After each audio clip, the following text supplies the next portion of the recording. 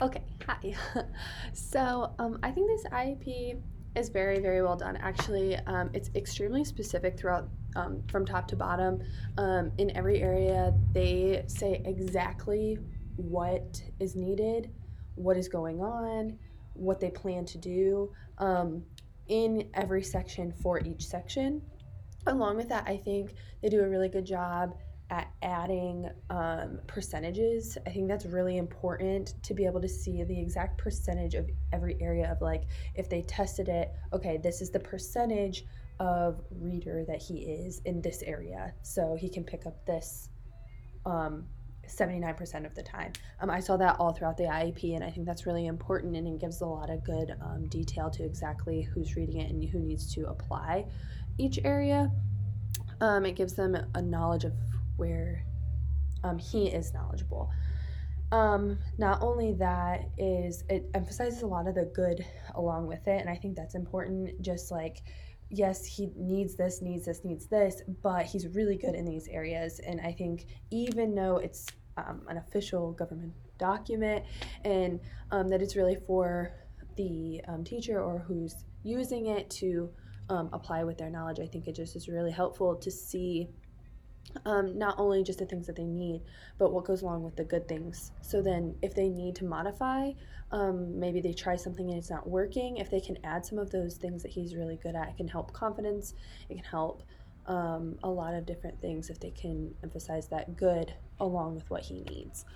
I also think that it does a really, really good job at working on his schedule in all areas. So, like, in every area, it talks about how he works on his schedule and what schedule he's using and how he's using it and how he works on his own schedule. I think that's really important for someone like this student who obviously struggles kind of in that area of needing a schedule, and they're making that a priority for him to be able to work on and see on his own.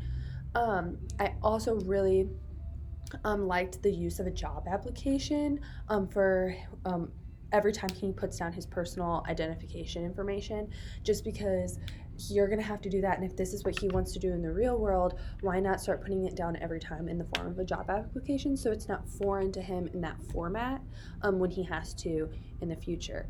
It's already seen, it's already there, and you're continually working on it and adjusting it in that way. I think that was a really, really cool area that they added. I think I would add that I believe you could add assessments for, like, the vision and learning and hearing and listening. They checked that was no concern, but I just think assessments in all areas can be really useful just to make sure along the way. They don't have anything for transition assessments at all. And so, how, like, they may know the student, but, like, what if he has a different interest area than you believe he may? So, making sure that you have those transition assessments for interests, I think, are really important to know where you're going to align him to go next. And that goes through the whole IEP. You're getting him ready for this transition, so we need to know those his interest areas, and we need to do the assessments for those. I think the student strengths, there's a lot of strengths. I think his reading area is a big strength for him, his writing area. I think navigating and communicating, while it did say that, like, in a real world setting he needs a lot of guidance, it did also mention that he, like, navigates the store he's in really well. So I think that navigating is actually a strong suit of his. I just think it's familiarity for him. So if you've gone through those places with him before, he's seen them, he knows.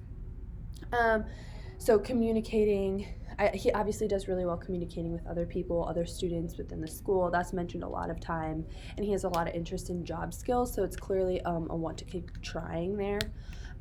It does match the vocational plan, I believe.